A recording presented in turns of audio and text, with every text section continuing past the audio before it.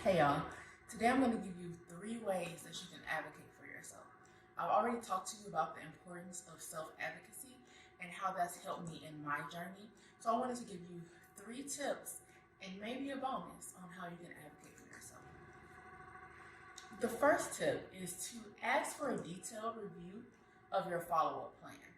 A lot of times, a lot of things are thrown at us during our appointment, and a lot of it is confusing, or we forget certain points. So if you ask for a detailed review of everything that you're going to be doing next, and that be detailed in your notes, that is extremely helpful. The second thing is to speak up in the moment if you do not like what is being said, or you do not appreciate the way your concerns are being handled, or even if you just don't understand something. Speak up in that moment, because most of your physicians are more than happy to explain it to you.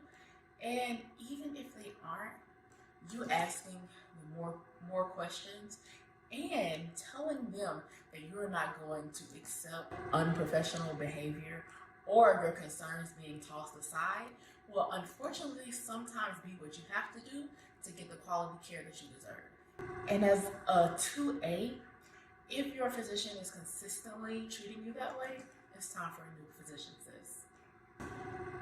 So 3, so if you have gone through that and they are still refusing to do tests, then what you will need to do is to require that they document the refusal in your documentation and notes.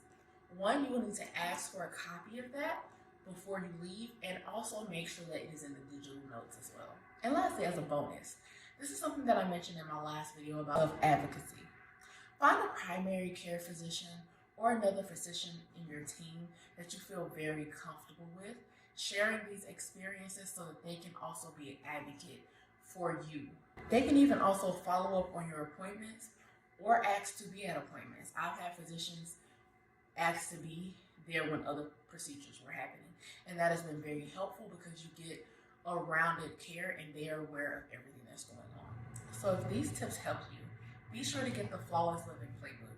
You can get it at the link in my bio or bit.ly/FLPWest.